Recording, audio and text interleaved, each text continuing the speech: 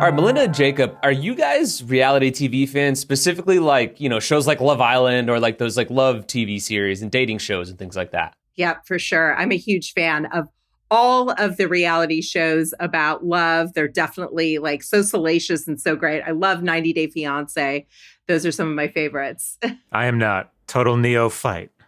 I have no idea what's going on here. Jacob, I'll school you. I'll school you. Yeah. So Mark, creative producer Jacob Solis as a no for dating shows, but our Keep It Local editor, Melinda Shekels, you are tapped in. So we'll start with you on this one. Are you excited that there's a new Netflix series, or at least a new season of Netflix of their dating show coming to Las Vegas? It's actually called The Ultimatum: Marry or Move On. Now, I'm not familiar with it. Sadly, I became a Love Island fan, if I can even call it that, because my girlfriend made me watch it this year, and I reluctantly watched the entire series and was enthralled by it. Don't tell her that, though, because I told her that I hated it. So, Melinda, are you familiar with this show? And if you are, can you explain to us a little bit about what the deal is with it? So I'm not familiar with this particular show, but okay. I will tell you, I am a fan of any show that shows Vegas as the main character. Like, I always want Vegas to have that main character energy. And this one is, especially when it shows life off of the Strip. And this one is so, it seems like it's going to be really great, Yeah. And I love the premise. Marry or move on, right? And it's going to be filmed at this Arriva luxury residences, right? So it seems like they're like kind of the residences that also partnered with the Raiders, as far as I know. So this is going to be really great for the city. And it's hosted by the Lachey's, Obviously, Nick Lachey was one of the, very famous reality star and singer with his show with his ex-wife, Jessica Simpson, like 2 decades ago. So I'm a huge fan for that. He knows the format and, gambling for love in Sin City. I love it. It's so cheesy. I know, right? It's so great. Look, I love stuff set in Vegas, and I'll say this. I do love reality TV, but I love reality TV about cooking. I love cooking shows. I love cooking competitions. And so Hell's Kitchen, I love, like, when I'm on the Strip and I walk by Hell's Kitchen, I, like, point like the Leonardo DiCaprio meme, and I'm like, it's Hell's Kitchen. And so, no, I love it. This one baffles me a little bit, though, because it's, like, it's on Las Vegas Boulevard, I suppose, but it's like in between the South Point and the M, I think, if I look at the map correctly. So, We're stretching the borders a bit here, okay? Yeah, look, I love stuff that's not on the Strip, but unfortunately, that part of Las Vegas Boulevard is mostly desert. So it's a curious decision, I think. Maybe someone's getting buried out there, Jacob. I think that could be the plot twist at the end. You gotta go find your scorned lover in the desert. Yeah, I'm sure there's a lot of holes out there already. I'm sure there are, that's for sure. Now, for those of you out there who aren't fans of dating series, we hope you didn't go anywhere because we have so much more coming your way on today's show. We're getting into the debate on Metro's usage of license plate reader cameras, digging into another round of water cuts that are coming our way that could impact our water future, and explaining whether or not there's real hope for the Las Vegas Raiders to turn things around now that they have their quarterback of the future in Fernando Mendoza. It's Wednesday, August 5th. I'm Jesse Merrick, and here's what Las Vegas is talking about.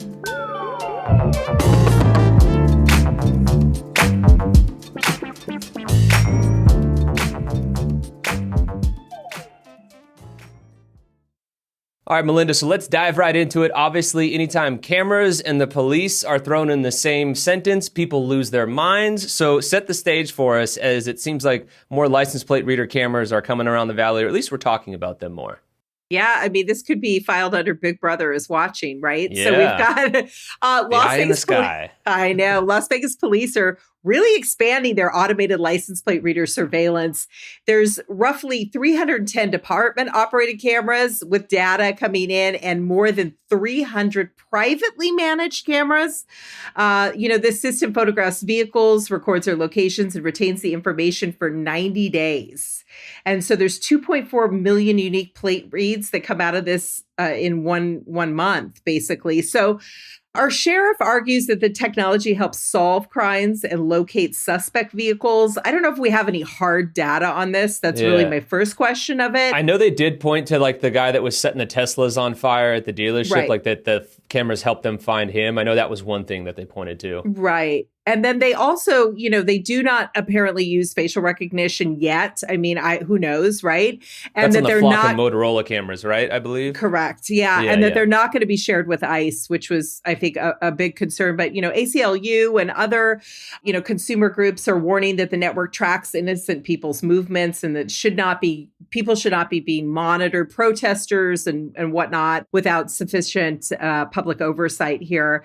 And there's another layer to this, which is what really struck me about it, is that there's a lot of private funding involved in these cameras. They've been donated, through private entities and help police purchase these surveillance equipment. And it raises a lot of questions about whether private organizations can enable policing programs. So without normal budget scrutiny. So these cameras are showing up, they're privately funded, and where is this data going, right? So I'm all for public safety. I'm all for increasing, being able to amplify our presence. And I mean, we do have some real crime crisis happening in the Valley, especially with, car thefts and things like that. But where do we draw the line? Because this can get out of control pretty fast. Yeah, Jacob, what's your thoughts on this? Because obviously this is a really tough, subject to kind of wrap your head around with some of this stuff. Yeah, and I think it's interesting because I understand the trade-off, and I think from Metro's perspective, one of the things that cameras do is they make crimes that are hard to solve much easier to solve. So I think car theft is one of those, like, back in the day, your car gets stolen, the cops are like, I'm Good sorry luck. for you, that sucks, yeah. But Yeah. if we find the car, we'll let you know. But there's nothing else they could do. Now, Yeah, with a month license later plate on readers, bricks or whatever. Right, Sorry. yeah. With an automated license plate reader, obviously you can track that car around town. And if the cops really wanted to, they could stop that person and get the car back, right? That's just something you're not really able to do without this kind of camera technology. But to Melinda's point, and certainly the ACLU has made this point, the cameras allow you to track regular people who maybe have not been accused of a crime, but who might be under suspicion, right, in ways that were just totally impossible 5 years ago. And I think that's the thing is, if we think not just about, okay, how is this camera tracking someone who's, maybe related to retail theft versus how is this camera tracking a protester? Right? Yeah. And I think that's where people, start to feel rather icky about the use of this technology. Definitely. I mean, according to the ACLU, less than 1% of cars scanned by those license plate readers are actually connected to any crime or wrongdoing. So again, that's where things get super interesting in terms of just the vastness of how much it's being used and all of that. But again, cameras aren't new. So I guess what's changed? Are people just paying more attention to them? Because our police force has had them for quite a while, right? So why all of a sudden this increased scrutiny with a lot of this stuff going on, Melinda? I think if you look at just our overall political climate now and a lot of, things that are happening without any kind of oversight or any kind of due process. And I think that's what makes people nervous, right? Whether it was happening before, maybe we were blind to it. Maybe we had a different perspective of the way the world worked. But now I think, with public scrutiny, protesters being targeted, a lot of the due process around arrests, kind of being obliterated, where are we at with now adding cameras into the mix? And, can these be linked to people that are peacefully protesting or other things? There was a Texas agency that characterized an abortion-related inquiry as a missing persons investigation through these cameras. So there is margin of error as well. And some of it really treads on a lot of, human rights violations. Yeah, to that point, Melinda, I think it's really worth looking at how these databases function. So the Flock cameras capture everything, right? And it's all data, and that becomes a searchable database for the police, right? And so really it becomes a question of what are the police searching on these databases and how are they using them? One of the places where Flock has received the most flack, if you'll accept the turn of phrase, is that police have frequently used the system to stalk ex-girlfriends. Oh. This is the thing that keeps happening. Wow. Yeah, you mean they use things wrongly sometimes? What? Yeah, and so yeah. Right. And it's one of those things where it's obviously you need safeguards inside the police departments to stop that from happening. Obviously, I think police would agree that that's bad and they don't want that happening.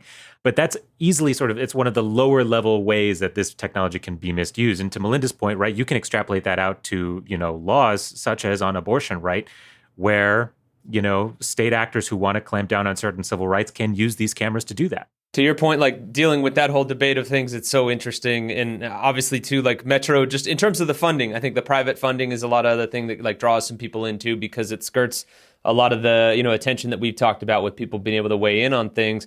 And even too, the like just the visual of like all the Cybertrucks and everything. I know that donation back in 2025 from Ben Horowitz that donated all those Cybertrucks was something that draws a lot of eyes and puts, Metro in the news. And then you hear the things where they say we want to be the most high tech, one out there in terms of the most high tech precinct out there. So like they're clearly putting a lot of money and effort behind it. So I guess I wonder, like, is it only a matter of time till we really see these things start to increase more? Because it seems like in other areas around the country, they're kind of scaling back with a lot of these cameras, right? Yeah, I mean, the cameras are nothing new. I want to say I don't have the exact year that California introduced them, but I remember it was definitely when I was living there. So more than 20 years ago, in various counties, and the cameras came up. And I think I even got a ticket from one once. Not that is swaying my judgment in any way. I got popped with a red light camera in California one time too. I know. Those were those were wild. Yeah. So no, they've certainly been tested in other states and are not new. So, it just doesn't feel, it feels like, in this day and age where we have so much access to so much data and so much information, like it just feels like another layer, right? Another layer of observation and surveillance. So as we close it out, I'm curious from both of you guys, like, because our roads are so unsafe, obviously. We hear about that all the time. Channel 13 does a great job of covering like the issues on our roads and everything. So like knowing that Big Brother's watching, as people know that surveillance is increased or the use of these cameras here in the Valley are, do you think it'll make the roads safer or just in general make people act a little differently? There's plenty of research out there that shows that when people know they're being watched, they act differently. In social situations, right, this can be bad because people might clam up and not reveal things that they, would have otherwise, right? But I think on the roads, this might be like the one place where it's really worth it. But I do think AI systems create a wrinkle here in which, we can now process so much more data that we couldn't have before. We could have 1 million security cameras 20 years ago, but you would need a human being to look at all that footage and find something. Imagine how much work that would have been, Right. That is just no longer the case. You can have a computer do it all, and it'll do it way, way, way faster than any human could have. So now the question is, what do we do with that data? And I think that's what needs to be answered here.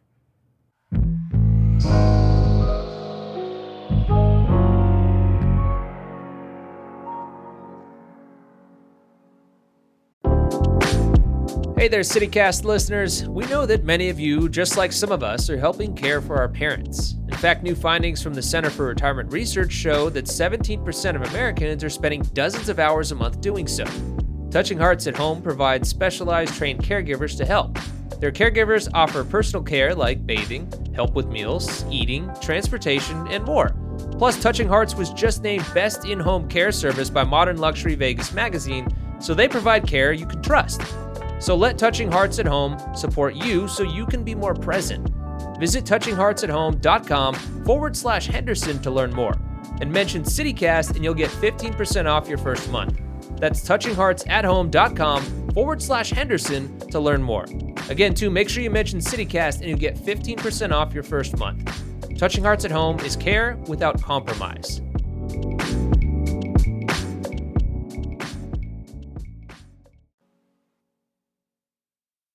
Now, water is obviously a hot button issue here in the Valley. Obviously, we're in the desert.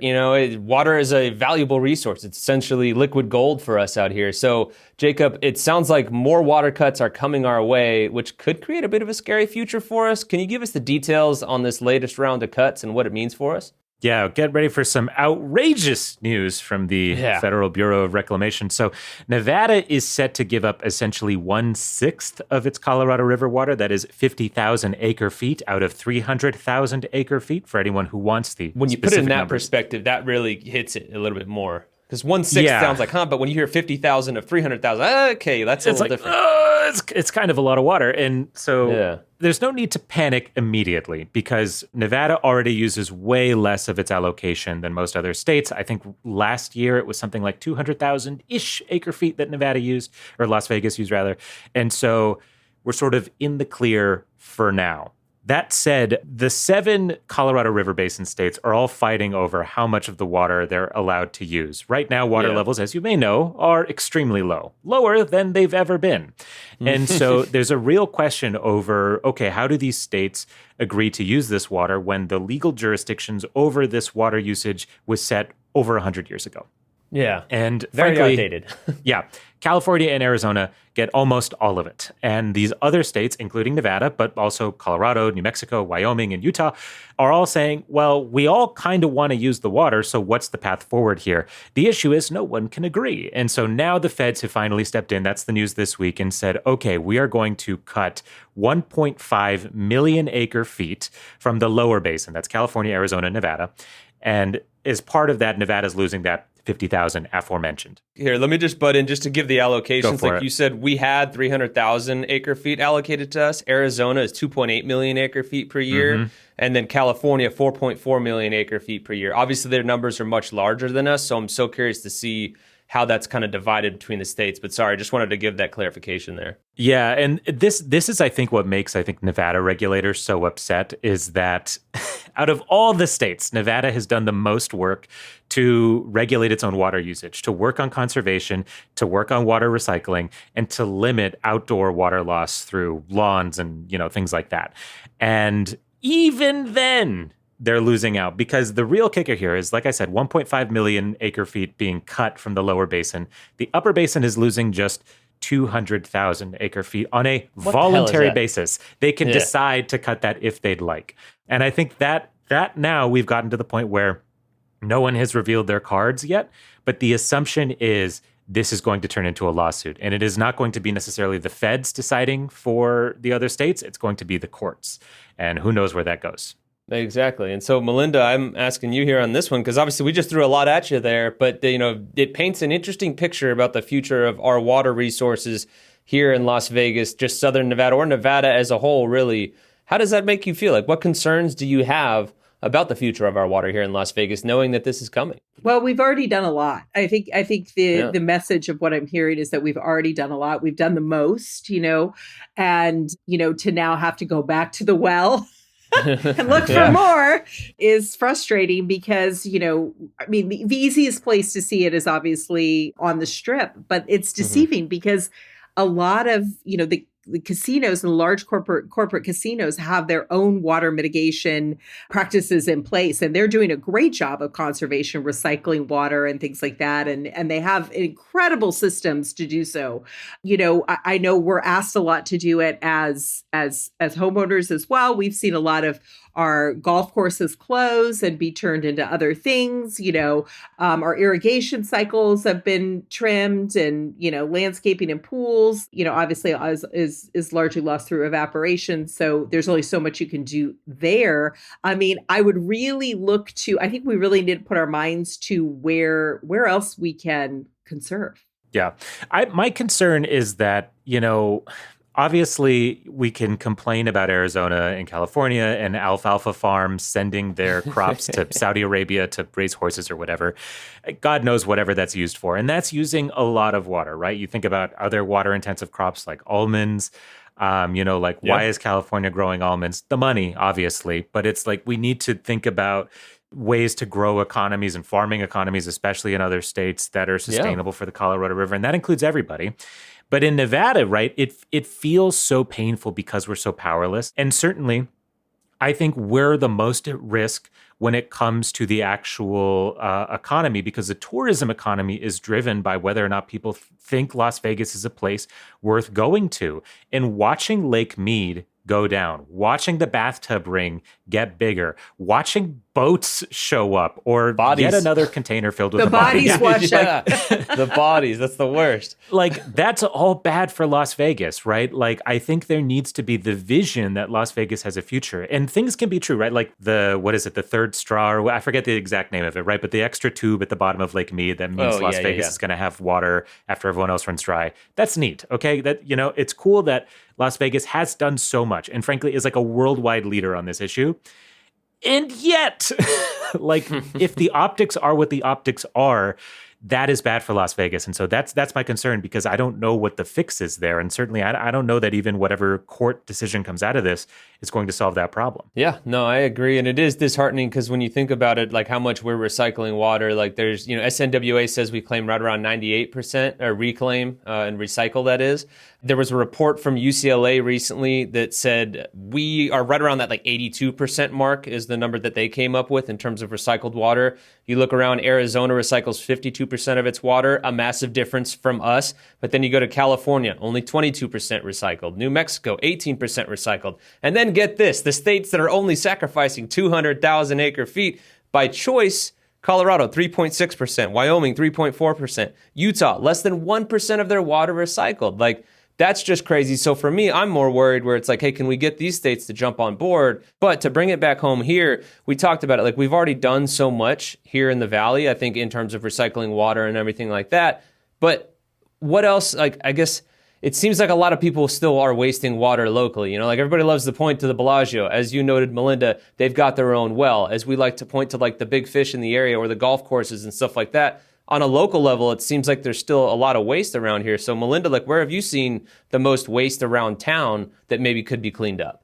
Well, I think people just really not maintaining their sprinkler systems. I mean, you see those, you definitely see those broken sprinklers, or you find out you had a leak, or not watching your bills. I mean, we too were guilty of it here in my own house. We didn't realize we had a leak, and then we got the bill, and we're like, oh my goodness, And so I think about that happened to me last year. All that water that we wasted, inadvertently too. So I mean, I think it's a manage of, and also too, I mean, we have a ton of rental properties as well. So renters are going to be less inclined to care as much about. They might not be seeing the water bills. True. A lot of places you don't see water as part of the rental package. So I think it's just, landlords have to be very careful with monitoring their bills. Obviously Water District needs to also, they've done a great job, I think, of setting up programs for people, but it's those types of little things I think that can make a difference. But I think we've, the core of it is like everybody else has got to contribute at this point. Those numbers are staggering that you read out, Jesse. Yeah, for me, it's one of those things because I get the impulse to blame the big water users, and to a certain extent, it is true, right? Like a big super mansion that has a giant lawn and 52 fountains, right, is going to use more water than an entire neighborhood. That stuff does happen. There needs to be accountability for the biggest users because a lot of them are frankly wasteful, right? Like, let's not pretend that like a golf course is not necessarily wasteful. That said, I do think there's a sense that like the individual is no longer responsible for their water usage because these big water users are crazy, right? Like, oh, a data center is going to use a bajillion gallons or whatever, so I don't have to worry about how long my shower is.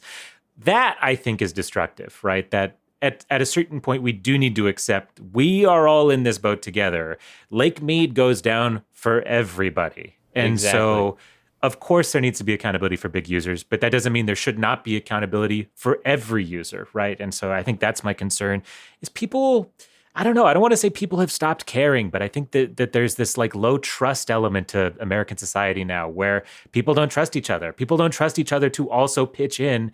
And so they feel like they don't have to. And I think that worries me more than anything else. Yeah, and I'll join you on the soapbox there. It seems like people really go after the SNWA a lot, and not to like shill for them or anything, but like I've seen some people calling them Nazis about them trying to like replace grass and things like that. And I'm like, really? Because when you look at it, like they've removed or replaced more than 250 million square feet of grass, and that's saving 14 billion gallons of water every year. Because like when you really dig into the numbers, it's insane. Every square foot of grass requires 73 gallons of water a year. Like, to put that in perspective, imagine a column of water 10 feet tall, like one square foot around 10 feet tall in the air, versus if you have like drip irrigated trees or like any sort of water smart landscaping, that column is shut down to about just 3 feet tall. So it's a massive difference. And so I do want to make sure we end on a high note of the things that we're doing to kind of push our water future forward. And a really cool story from Fox 5 actually highlights some work that UNLV is doing right now. And they're actually developing and testing solar powered technology that could filter and recycle gray water,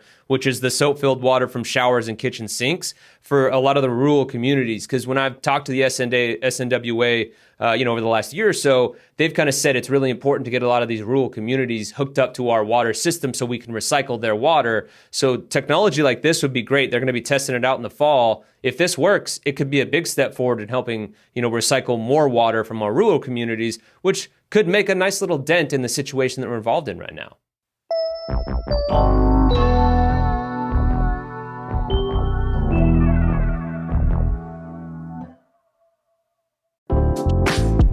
Hey there, CityCast listeners. We know that many of you, just like some of us, are helping care for our parents. In fact, new findings from the Center for Retirement Research show that 17% of Americans are spending dozens of hours a month doing so. Touching Hearts at Home provides specialized trained caregivers to help. Their caregivers offer personal care like bathing, help with meals, eating, transportation, and more. Plus, Touching Hearts was just named Best In-Home Care Service by Modern Luxury Vegas magazine, so they provide care you can trust. So let Touching Hearts at Home support you so you can be more present. Visit touchingheartsathome.com/Henderson to learn more. And mention CityCast and you'll get 15% off your first month. That's touchingheartsathome.com/Henderson to learn more. Again, too, make sure you mention CityCast and you get 15% off your first month. Touching Hearts at Home is care without compromise.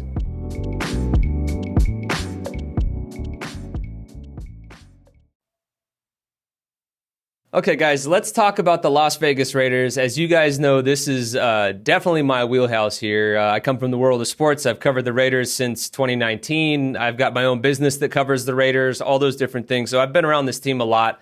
Things have been really bleak for the Raiders over the last handful of years. Since they've moved to Las Vegas, they've had 6 different head coaches, if you include Rich Bisaccia in there, who was an interim head coach one of those years. They've gone 39-50 since moving to Las Vegas. Just in the last 2 years alone, they've only had 7 wins and 27 losses. That's obviously not great. And a big reason for a lot of this, like lack of success, honestly, has been their starting quarterbacks. They've had 10 different starting quarterbacks since moving to Las Vegas. They moved here in 2020. That's 10 quarterbacks in 7 years. That is crazy. They're in the company of teams like the Cleveland Browns, the New York Jets, teams that if you pay attention to sports at all, have been terrible for decades upon decades. And the Raiders don't want to be in that situation anymore. This year, they were so bad that they had the number 1 overall pick. They drafted Fernando Mendoza, who came over from Indiana. He won the Heisman Trophy, which goes to college football's best player. And now it seems like the future is really bright. I do want to make sure I say I'm down at training camp every day. I've been watching these guys every morning. Fernando Mendoza very likely not going to start for this team. And some people might be like, wait, you're pulling the rug out from under us, Jesse. It's because they have Kirk Cousins, who they signed. He's an NFL veteran. I believe he's 37.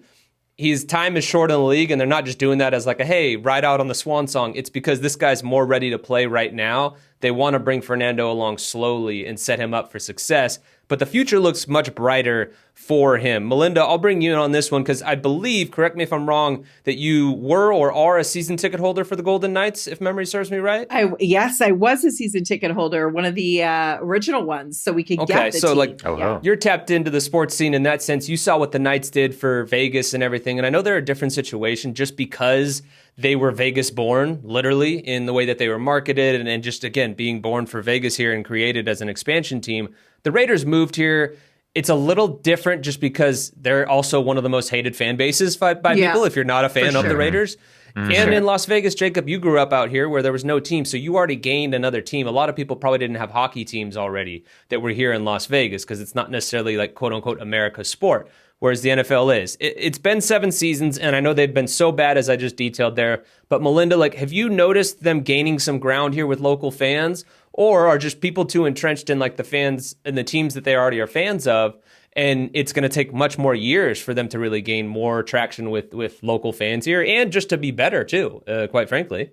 I think it's ebbing and flowing a little bit. I'll tell you why. This is obviously the Raiders came, I'm from Southern California. So they left LA, right, when I was growing up. I mean, that we didn't have a team because the Raiders left. So there was a lot of animosity in my bones about, for a long time, we didn't have a team, because the Rams were gone and the Raiders left too. So that was a big thing. They've always had a kind of a checkered past in history with their fan base. I mean, that bad boys of football in a lot of ways. That comes with the territory with the Raiders. I'm well used to that. And what I noticed is going to a lot of the early games and get, I try to get involved from the lifestyle aspect, right? And getting involved to go to it. There were so many people flying in on the Sacramento flights. I was even on one of those flights once coming back from Sacramento. It was packed with Raiders fans, and those were geared towards the Raiders fans, right? And they didn't even, in the first season, they didn't even let you tailgate in the parking lot, right? And now they do. So that symbolizes to me that we're learning, the team is learning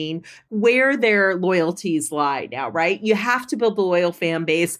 They had to bring in obviously a lot of their diehard fans, but I feel like that's waning a little bit, and the locals are now starting to get more involved. We love an underdog in Vegas, but we also kind of demand to win off the top. Yeah. And Jacob, like I said, like you grew up out here without a team, you know. I know we talked like you're a Patriots fan. I'm from Southern California. I'm a Buccaneers fan because Melinda, like you had said, like I grew up in that area too when the Raiders and the Rams both weren't there. The Chargers were in San Diego, so it wasn't like our local team. So like, have you noticed, you know, maybe some friends, family here, you know, locally, like starting to gravitate more towards the Raiders, or is it just because they've been so bad that they're not able to really grab hold just yet? I think them being bad is problematic. And I think, though, football is a different animal, I think, because you're right. People form these familial attachments that do last generations and are very difficult to break. A lot of my friends are Rams fans because they have family that's from Los Angeles and were Rams fans back in the day. And they carried that through when the Rams moved back. And I think the Rams are really illustrative of this point because the Raiders, I think you can think of as having moved in a class. The Chargers, Rams, and Raiders all kind of moved around the same time within the same 5 years. And all of them have struggled, I think, to build local fan bases. And the Rams is an interesting point. Yeah, the Chargers still don't have fans. Who's a Chargers fan? Any fans, but, actually. Yeah, exactly. The Rams have been successful. The Rams won a Super Bowl. The Rams have been thereabouts in the NFC every single year. And even then, I think the Rams have the same problem that the Raiders have, is that when they show up on Sunday, their stadium is half full of fans of another team.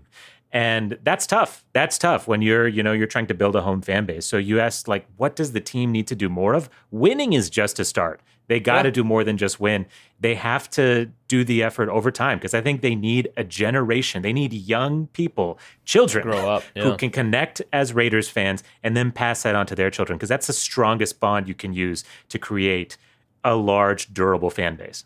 Yeah, no, I agree 100%. Like kids growing up here with an NFL team is going to be massive, whether they're good or not. It's just going to take like years for them to grow up with it. But also too, like they need to have, you know, marketable players. And I think that's where Fernando Mendoza comes in. You know, for so many times, like I think last year it was like Pete Carroll was the head coach and Pete Carroll was on the billboards, you know, like they didn't have like players that they were really marketing. They have Brock Bowers, who's one of the best tight ends in the NFL, but he's not a super marketable personality. They just drafted Ashton Genty last year, who looks like he could be one of the better running backs in the league, but it still needs to develop. Like their offensive line and just the team as a whole was so horrible, he couldn't really get going. So like, I think now as they build around those guys and have more marketable players that they can use to like show to the community and everything like that, more guys like Max Crosby as well, I think that will help take hold of it. But I'm curious for your guys' thoughts because, again, like, Melinda, you're following it a bit. Jacob, I know you're a big sports fan too. Like, do you think the arrival of Fernando Mendoza, even though, like I said, he's probably not going to start this year, and maybe some people out there will be surprised to see that or hear that, but, like,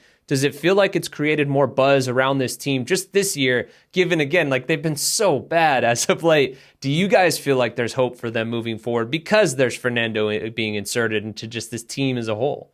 I'll say this is like, do we have the patience to wait for Fernando? I think I'm going to reframe it as that, Jesse. Do we have the patience to wait for Fernando Mendoza to get on the field? I don't know that we do. We need a lot of instant gratification here. You know, like I said, That's like true. we had a lot of really big star players when the Golden Knights started. And then we also had there was an incredible moment of, you know, adversity that they overcame that year. So those are the things that worked, in my opinion, for them. I don't know. Vegas is a very short attention span. We want to win. Look at the WNBA. Look at our aces. You know, I mean, we like to win.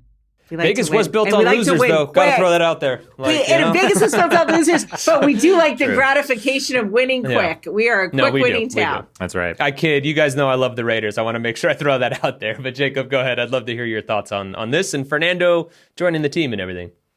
I'll clarify that I'm not a college football guy. When I hear the name Fernando, my first thought, the 1976 ABBA classic, Fernando. Dude, it's been playing everywhere. It's hilarious. Right? I love it. But that said, obviously a Heisman winner, so you know that you can't take that with a grain of salt. But a historically weak QB class, so like this draft, it didn't really inspire confidence. And to Melinda's point, I think the one thing, like everyone can say that they're going to be patient with their young QB sitting behind a veteran who's going to take them into the promised land later. They're going to develop, right? Everyone wants the Patrick Mahomes path, where he just sits in the background and then suddenly is a superstar. But, I mean, I'm a Patriots fan. The second they got Drake May, they were like, no, Drake May is going to live trial by fire. He's out there. Yeah. You know, there's so many quarterbacks. Bo Nix in Denver. To the Kirk Cousins analogy, right? How long did he play in Atlanta before they were like, actually, Michael Penix is the starter now? But look, I just think that, like, Fernando, though, you're right. maybe people will finally be able to get behind, I think, a superstar player in Vegas. I would just love to see Fernando become that. That would be cool and good, because I think that Vegas doesn't really have that. The closest we have is Asia Wilson, I think. But other than that, I mean, I would love like a real Vegas name, like in the way that Tom Brady has been synonymous with the Patriots and later the Buccaneers, right? Tom Brady is instrumental into whatever's happening with the Raiders right now, for good or for ill. So let's see. Can he give some of that magic to Fernando Mendoza? I'd love to see it. Yeah, for anybody that doesn't know out there, Tom Brady is a part owner in the team, and his tentacles are definitely, on the Raiders. We'll see. It's a great topic of discussion of how involved he actually is, but he is present for a lot of things over there. Like I said, I'm out there at practice every day. Fernando looks like he's progressing in the right direction, but he looks like a rookie, and I don't mean that in a knock. Like, he looks like what he should be looking like at this point in his career. We'll see how that develops. Jacob, I disagree with you. I don't think he's going to be starting in October. I think the bye week 13. So I think week 14 would be the first time we see Fernando Mendoza. Just given, you talk about the AFC West potentially not being the toughest division in football. Well, the NFC West most definitely is. The Raiders happen to play every team in that division this year. But I do think there's hope for the Raiders, not only because of Fernando Mendoza, just because they've actually made much better moves. They've kind of surrounded him with better players overall, and it seems like there's real adults in the room making decisions with this team, where that hasn't always necessarily been the case. I mean, the Raiders always seemingly have issues, good, bad, whatever it is, and it's going to be must-watch TV to see what they do this year, and I can't wait to see it come to fruition. Hopefully you guys will be watching as well. Always. Oh, I've got a lot of Raiders gear I gotta it. wear. I gotta wear my Raiders jackets, like my cute outfits. I invested. You gotta bust legally, them out. I can't root for another AFC team, but I'll be watching. Yeah, no, most definitely. Well, Jacob, we'll figure out a way to get you some gear, and I'm not even going to give you a chance to respond to that. I'm just going to say thank you both for joining us today. Thank you, Jesse. Thank you.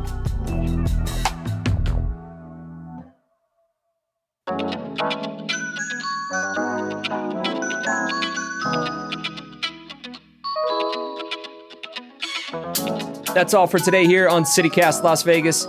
If you enjoyed the show, why not tell a friend? Rate the show, leave us a review, and subscribe to our free morning newsletter as well. And don't forget, you can support this show and get great perks by becoming a CityCast Las Vegas neighbor at membership.citycast.fm/Las Vegas. We'll be back tomorrow morning with more news from around the city. Until then, though, take care.